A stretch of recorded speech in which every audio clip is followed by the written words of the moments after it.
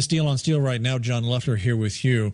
I am really concerned that the battle is now on, and the battle is on freedom of speech and for the ability to present ideas. If you can shut ideas up, not because they're superior to your ideas, but actually because of the other, because they are superior to your ideas, then you prevent truth from coming out. And of course, that's the mark of any kind of dictatorial or totalitarian type of society. And that is the battle right now. The battle is over the freedom to speak and the battle against the latent ignorance of the last couple of generations of people coming out of our school system because of the total indoctrination that is false. It can be knocked down very easily, but they've never had a chance to hear the other side of the story. Dr. James Pesta, he's an associate professor in English at the University of Wisconsin-Oshkosh. All things being equal, let's say you have the right and you get on a level playing field, you have the right to speak. Can these ideas, the traditional ideas, actually stand up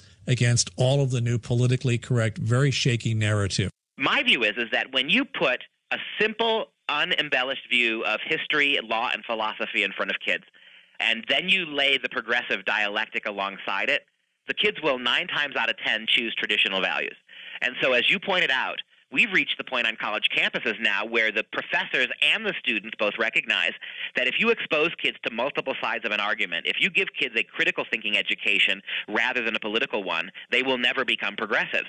So rather than try to argue better, rather than try to make their case better to kids, they just want to completely censor, ban, and remove any argument that challenges theirs because they intrinsically know that they can't defend their arguments well enough to make kids want to follow it willingly. If you read the College Fix and some of these sites, some of the things that happens to college students who object or try to present alternative views are really terrible. And, the only way you do with academics, though, and having worked for a college for 4 years, I've discovered is you pull the money plug and then you'll get their attention. Until you do that, as long as the ideology can keep tromping forward and prevent conservative professors from speaking, guest speakers from speaking and answering questions, you're never going to change that. You have to be able to force that into the campuses now. I agree. And the only thing these hypocritical progressive professors care about more than their politics is their paychecks.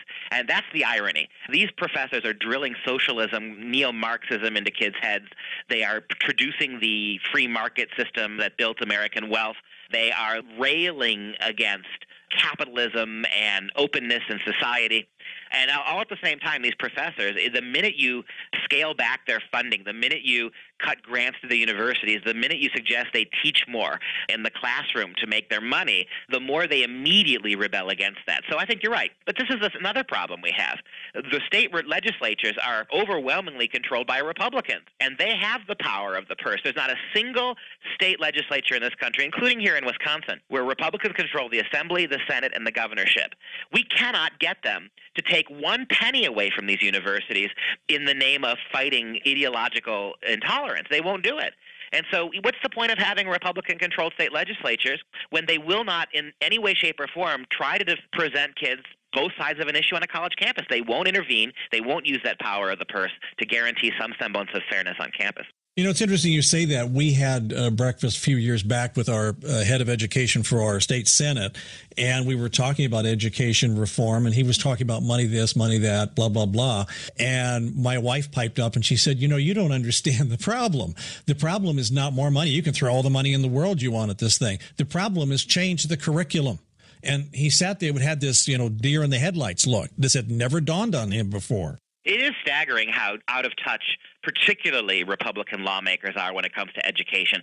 We've got Governor Scott Walker, who's considered one of the most reliably conservative governors in the country, and we cannot seem to get across to him. The University of Wisconsin-Madison is in the news every day for some outrage against speech and liberty, and yet there are absolutely no consequences.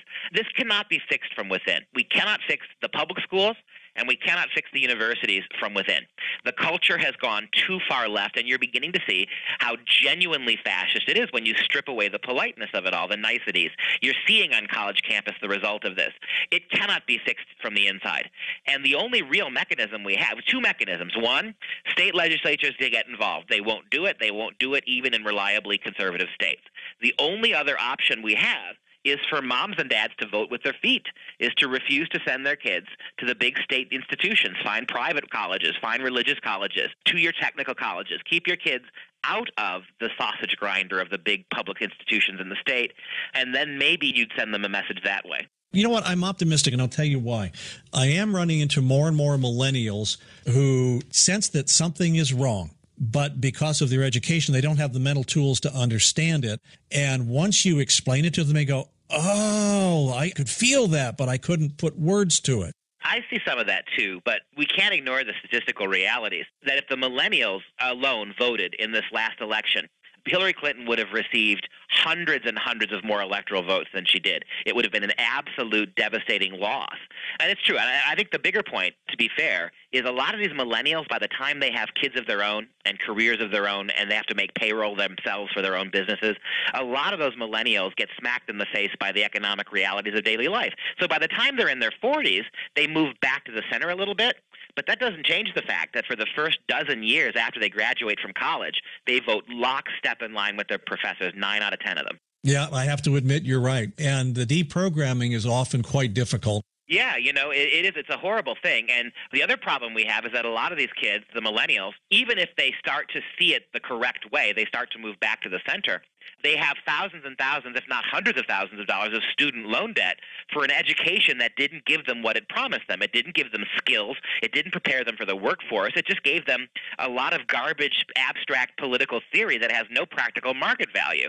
So you got a 35-year-old who's got 2 kids and a mortgage and $80,000 in student loan debt.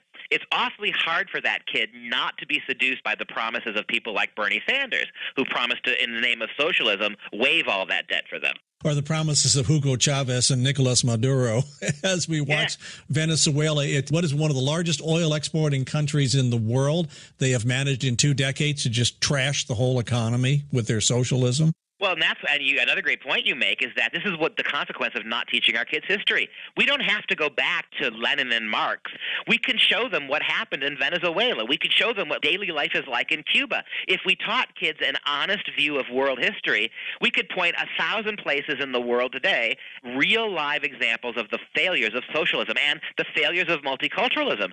But as we said before, this is exactly what the universities and the schools won't do. They won't open the kids' minds up to reality. In order to control the minds of kids and even college kids, they have to withhold from them all the information that would show them how bogus their own political philosophy is. Yeah, and then when you present it as information, like if you try to deal with it on Facebook or something, they say, oh, well, that's just propaganda. That's just fill in the blank. In other words, it doesn't fill it. So, well, you know what? It's a worthwhile battle to fight because I've always believed that revolutions, glorious or violent either way, come about with small core groups of people. In this case, you would hope for a glorious revolution, so to speak, with a core group of people, because I do believe we're headed for a giant shipwreck. We're headed for an economic shipwreck of untold proportions in the history of the world. We can't keep chugging at $20 trillion of debt and try to service that debt and continue giving all the Bernie Sanders promises. That's all I could see when Sandy was, well, I believe everybody should have free education, free college. And I thought, okay, Mr. B, and how are they going to pay for this? You know, we're $20 trillion. And have you noticed that even with the Republican Congress, we're not talking about that? And you also can't bring in millions and millions of low-income earning, low-education level immigrants who are going to require years, if not decades, of public money to get on their feet. Add that to the $20 trillion debt, and you do see a big iceberg on the horizon. You know, that's what Larry Kotlikoff at Boston University has been saying. You take the national debt and compound it with all the other debt, and the word I use is flabbergasted. Yeah. Anyway, Dr. James Duke Pesta, Associate Professor of English at the University of Wisconsin, Oshkosh, specializing in Renaissance prose and poetry. So any websites you'd like to promote? Any closing thought? Well, we do have an online homeschool for moms and dads to help them get outside the public school system.